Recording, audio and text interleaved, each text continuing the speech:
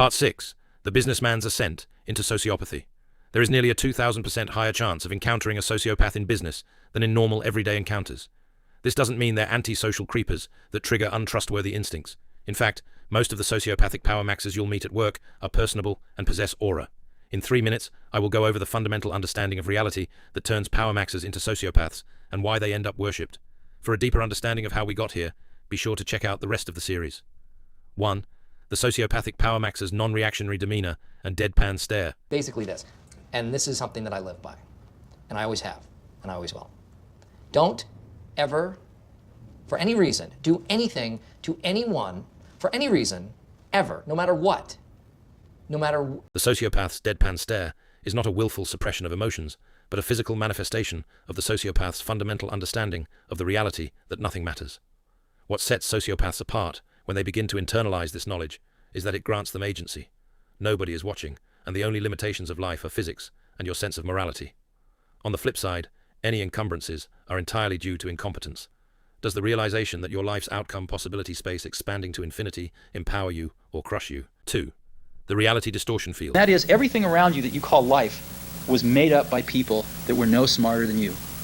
And you can change it. You can influence it. You can... All sociopathic power maxes have this skill set.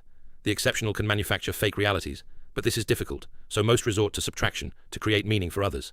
How is this done? 3. The effort max's ideal god. All of my heroes are table tennis players. Zoran Primorac, Jan-Ove Waldner, Wang Tao. Time I left Pennsylvania was to go to the Hall of Fame induction ceremony of Andre Gruber. While the universe of table tennis heroes is large, with enough effort Dwight can meet them, as they are a finite set of steps away, for example, via ELO rating. The effort maxers seek idols to emulate. By following rituals, accounting for sins, overall adhering to tangible processes, they can get closer, but in reality, never arrive. 4. The hobby maxer's ideal god. Instead of God, hobby maxers yearn for spirituality, belongingness, to be indivisibly part of something bigger into which they are free to dissolve their sense of self. 5. How the power-maxing sociopath creates meaning via subtraction. To the spiritually inclined hobby maxers, they subtract all participatory emotion, turning into detached priests.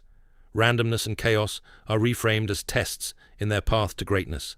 The indifferent universe is hidden behind a mask of destiny.